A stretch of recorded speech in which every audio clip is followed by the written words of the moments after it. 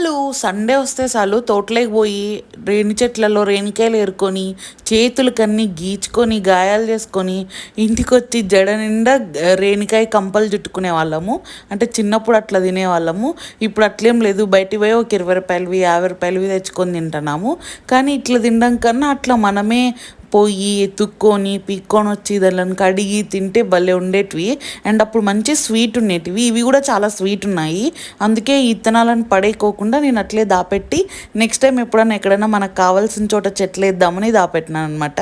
So ప్రతి season ప్రతి year ఖచ్చితంగా వస్తాయి, ఖచ్చితంగా తింటా నేను. ఇంకా ఉప్పు కారం వేసి ఇస్తారు బయట కొన్నవైతే. సో ఇవైతే బయట కొన్నవి చాలా స్వీట్గా ఉన్నాయి. నాకు తెలిసి ఇవి కొండల్లో కాయలేదు, అదే పనిగా చెట్లు పెట్టి దానిలో ఇట్లా అమ్ముతాను అనిపించింది. ఎందుకంటే న్యాచురల్గా పండేటివి దాని టేస్టే వేరు.